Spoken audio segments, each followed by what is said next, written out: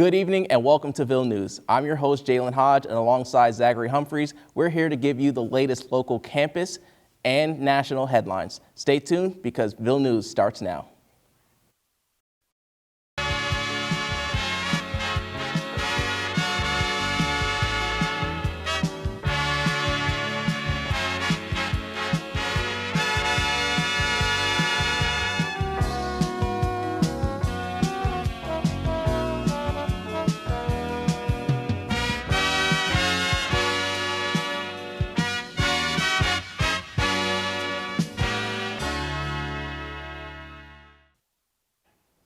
Six people are dead following an 80-car pileup on Interstate 81 North.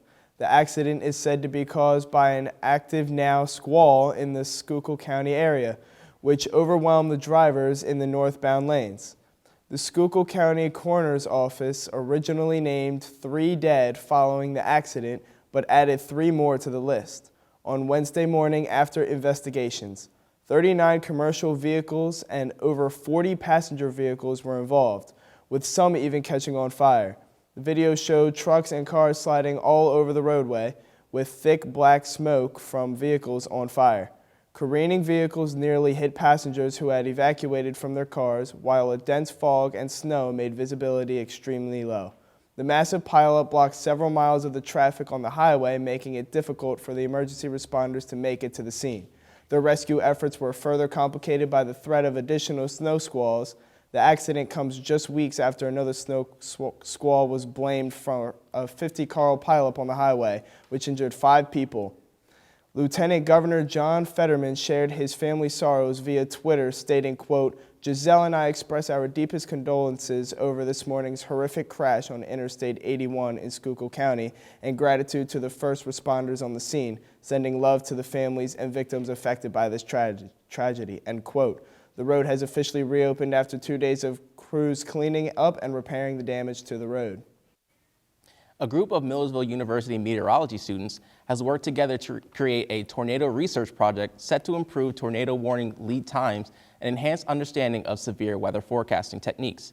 Ville News' very own Ryan Argenti is one of the tilting project leads, focusing on building, developing, and programming the probe and overseeing its deployment.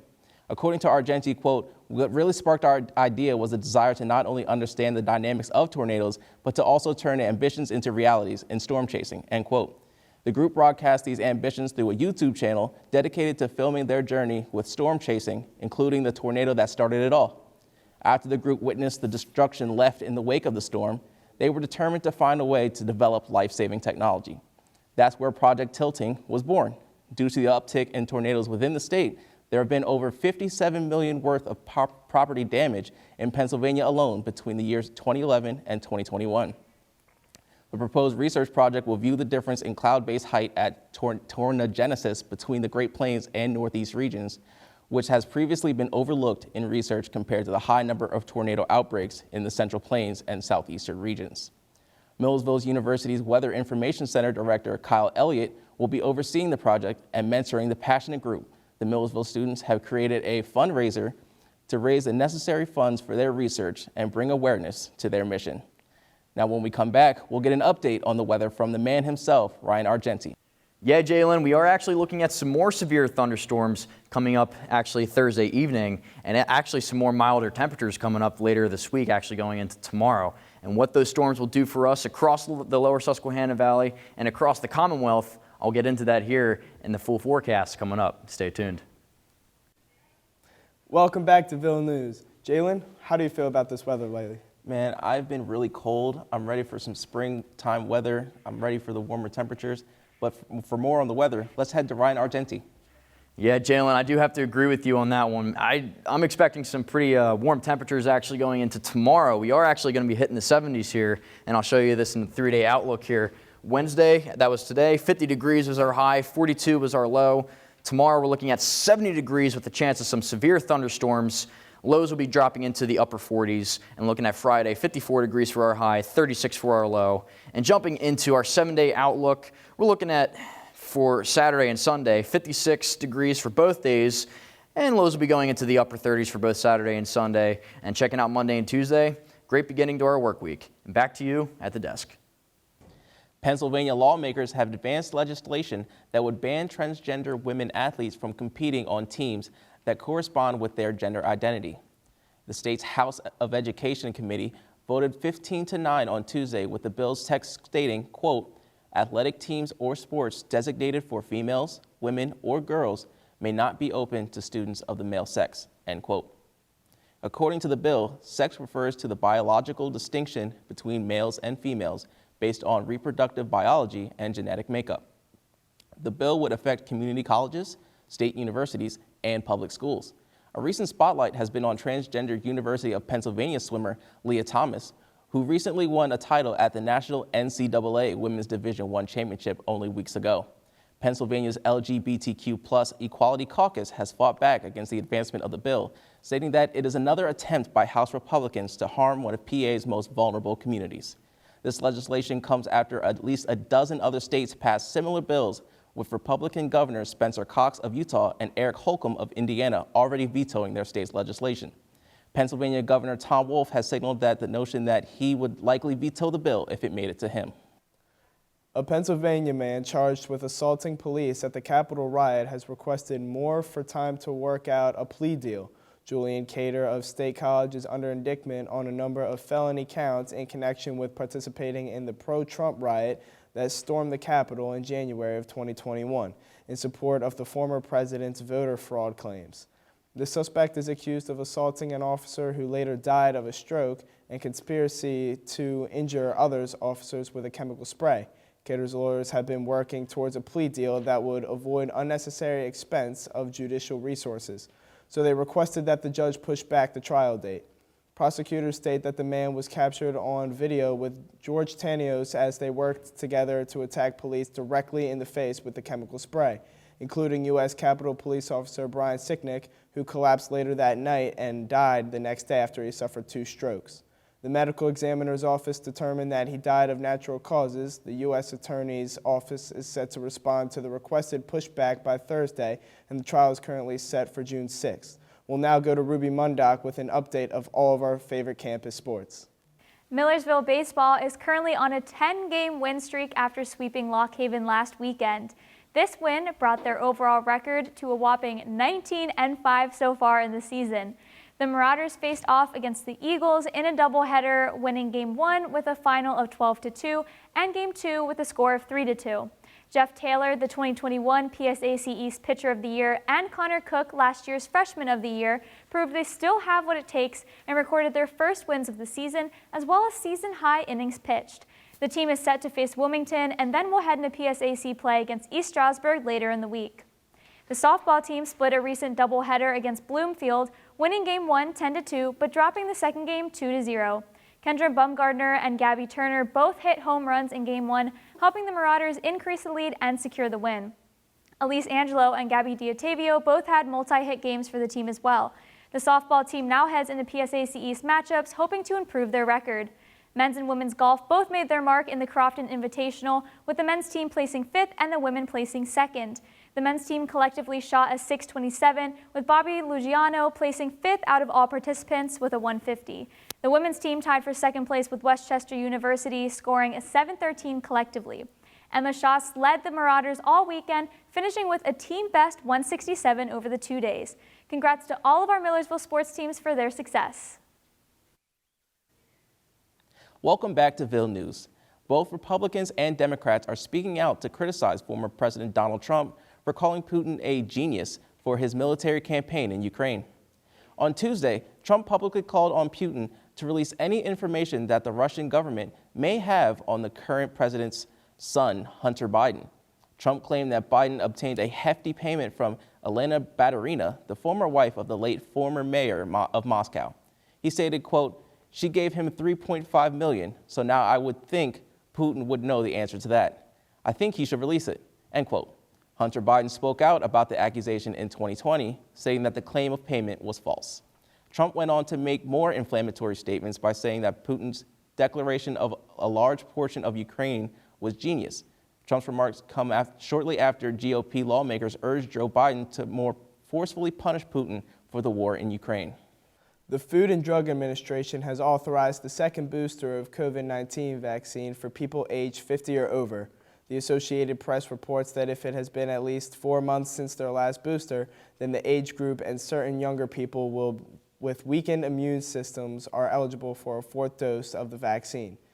The CDC has recommended the fourth dose but have held short of telling people to get it right away.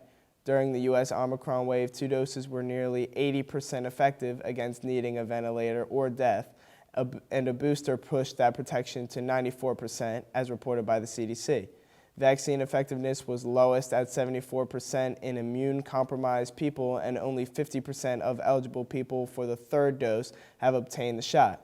Dr. Peter Marks, the director of the FDA Center for Biologics Evaluation and Research, stated, quote, "Current evidence suggests some of waning protection over time against serious outcomes from COVID-19 in older and immunocompromised individuals based on an analysis of emerging data. A second booster dose of either the Pfizer-BioNTech or Moderna COVID-19 vaccine could help increase protection levels for these higher-risk individuals," end quote. COVID-19 cases are currently at low levels in the U.S. However, health officials are warily watching an Omicron sibling, Omicron BA.2, that's causing a rise in infections in other countries and is now the dominant COVID-19 strain in the U.S., accounting for over half of the total cases. Researchers and scientists are constantly on the watch for new strains, but in the meantime, they are encouraging Americans to get vaccinated against COVID-19. Now to Ryan Argentini with the full forecast. Good evening, everyone. I'm student meteorologist Ryan Argenti. Thank you for tuning in to Ville News. I have your full Ville News forecast right here, right now. And checking out our live sky cam looking over Lancaster City right now. Baby blue skies currently. Had a couple high-level clouds right now just hovering over Lancaster City, but other than that, a very, very nice start to our evening. And as we head into later this evening, we will start to see some clouds increase. We have decreasing clouds right now, milder temperatures, 48 to 52 degrees. We don't really see 48 to 52 for temperatures as we head into evening hours, usually in late March, pretty much end of March. We're about to hit April here this week. Speaking of tonight, though, 40 to 44 degrees, mostly cloudy conditions. Those clouds are going to start to build up. We'll have mostly cloudy conditions as well as some mild temperatures. 40 to 44 degrees. Usually we don't see that until later into April. Usually 35, 37 degrees. That's usually what we expect to see for March 30th for this time of year.